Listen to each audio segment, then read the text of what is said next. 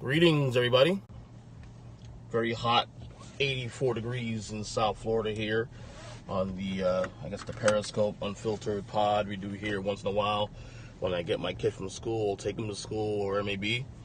I hope you guys saw the draft lottery last night. I saw a little bit of it. I was actually at work during the lottery, but I was able to see what was going on for the most part. Yesterday I tweeted, the fact that I was torn because I think the Knicks being good. I'm not a Knicks fan. I'm from New York, but I'm not a Knicks fan by no means. One second. Here we go. That the Knicks being relevant is good for the NBA. Now, a lot of people might disagree with that, whatever. Most people who disagree with that are probably haters. That's fine.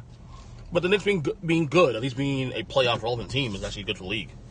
I mean, it's been a long time since we've seen that, but I remember a time when I was a kid growing up, in the 90s, Patrick Ewing and John Starks and Charles Oakley and all those guys, and the Knicks were always in the mix. They couldn't quite get there and win the title. I mean, 94 was the best chance to win it. But John Starks went, 0 for 11 from 3 in Game 7.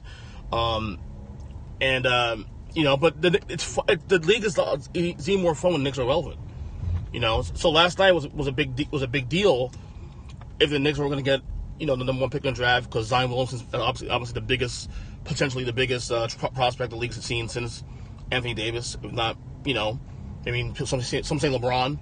I mean, we'll see based on the actual marketing, overall, marketing stuff. Yeah, I can see that. And they don't get it. New Orleans Pelicans. Raise your hand if you thought the Pelicans would get them one pick in the draft this year. I mean, I did not see that coming. I was saying maybe Phoenix gets lucky again. Cleveland might get lucky. Or the Knicks, of course, get their pick. I did not see the Pelicans in that mix.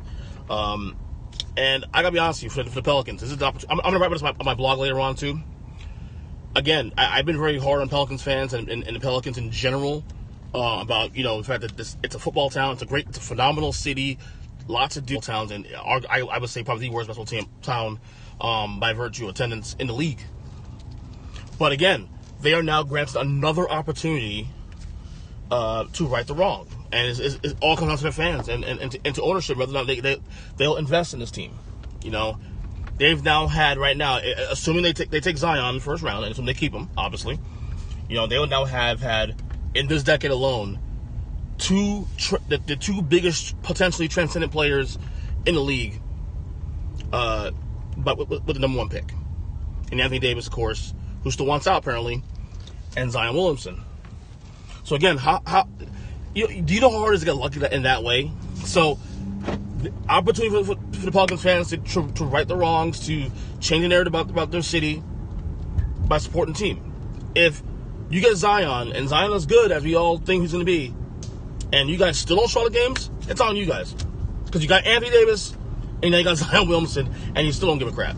So, it's on you guys to figure it out, man. It's on you guys to support the team. Because again, you've gotten lucky again, two transcendent players in the same decade. You know how hard it is to happen? That's like virtually insane. The only team I remember doing that was Orlando Magic when they did back-to-back with Penny and Shaq, and obviously lost both those guys. But Penny got hurt really more than anything else. But yeah, so it's an opportunity for you guys to change the narrative about your city and about you guys really care about basketball. Because I've been critical about you guys for a couple of years about this, and I still think you guys. I still think Pelicans are going to go to Seattle. That's still my prediction, that they'll get contracted or they'll just go to Seattle. I don't know. That's just my opinion. But you have a chance to change it. We'll see. But yeah, Knicks fans pissed off today. You see Stephen A. Smith pissed off. There's a couple of videos on YouTube of Knicks fans reacting to when the Lakers got the fourth pick, and then literally a second after that, the Knicks fans pissed off because they got the third pick in the draft. And hey, it is what it is. But the shit ain't rigged, bro. Everybody keeps talking about how this shit's rigged. It's not rigged. It is what it is. So that's that. I also wrote a blog today earlier about saying that the Western Finals are over.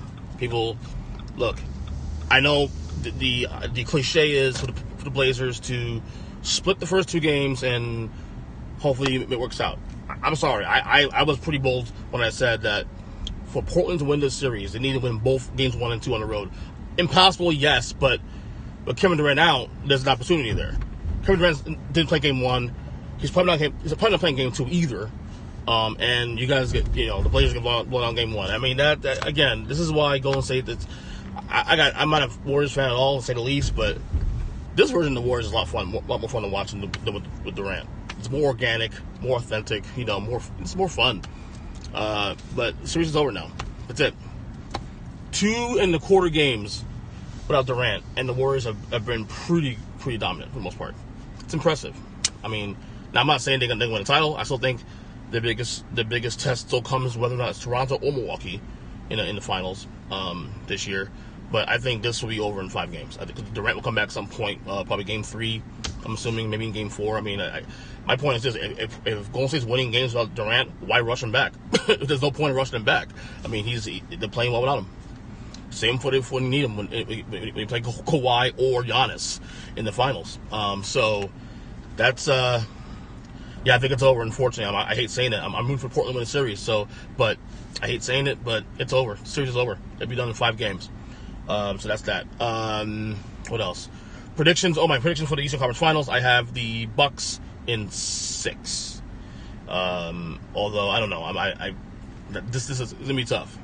You can't have Kawhi Leonard shooting the ball 38 times in the game, or 39 times, should I say, after Game 7, and expect to win the series if you're Toronto. I think Toronto has a good roster, but guys who did not want to shoot the ball in the fourth quarter in Game 7 against Philly. Meanwhile, I got Milwaukee, a bunch of dogs. I mean, I don't think it can be overstated what Milwaukee did in that round, in the last round against Boston. Let's go back to where we were after Game 1 in the last series. Okay, let's go back to that real quick. If you'd have thought that Milwaukee would, after losing by 22 points to Boston in the first game, and then literally the next 4 games, not only did they beat Boston, they blow them out. That includes 2 games in Boston and blow them out. I mean, no one saw that coming. I didn't see that coming. I thought it'd go 7 games. So this Bucks team is to be taken seriously, obviously. I'm taking Bucks in 6 because I think I trust their roster more. I think I trust Coach Budenholzer more. And I don't know. I was going what I'm seeing. I mean, I like Toronto. Kawhi's great. I mean, hopefully Kawhi stays in Toronto. But this is a tough series, man. I'm going to take Bucks in 6. Maybe 7, but I think I'm going to go 6. I think they'll probably win the game on the road. They'll probably win Game 6 on the road and call it a day. So that's that. All right, before I go, because I pick up my kid from school now. He should be out in the next minute or 2. The Jets fired the general manager, Mike McCagnon. Again, the Jets, again, they are who they are, okay? In the end of the day, they are who they are. And look, it's very possible. And I think the Jets will be a competitive team next year. They might even flirt with a playoff spot next year if all things break their way in the AFC, which could happen because the AFC, in my opinion, is very top-heavy. But again, I reserve the right to call the Jets a dumpster fire in terms of McCagnon. I mean, certainly they had their reasons. It's the timing of the move. You do this, you fire a GM now in the middle of May. You have training camp less than 2 months. You already had your free agency. You already had your draft, and only now you decided to fire your general manager. That is so Jets that I can't even say anything more about that. But again, Jet fans can get mad all they want and be made fun of because their team being called a dumpster fire. But shit like this is why you're called a dumpster fire. It is not normal unless it's health issues or anything else that matter to fire your GM in the middle of May when the season starts in less than 3 months. You know what I'm saying? So, I mean, it makes no sense at all. I mean, again, I hear this stuff about Adam Gase and him not getting along, and it makes sense. I guess from that point of view, it makes sense why they go that route. But these are things that should have been figured out beforehand. Like, if you knew this was an issue back in January, February, this should have been done before the draft was over. This should have been done before free agency. Why do you wait until May? It makes no sense. So, anyway, I think it's coming a little bit, so I'm going to go. Again, I got Bucks in 6. Warriors going to close it out in 5. And that's it. Check out, of course, Earn Figure Podcast. I'm going to do a Game of Thrones recap show tonight. Should drop tomorrow early morning. I think tomorrow also we're doing our latest installment of Shooting the Shit with G. Stelio and Roslyn Ross. Should be fun episode tomorrow. I can't wait to record it. That'll be out tomorrow afternoon. So till then, kisses. Love you guys. Just check it in. See ya.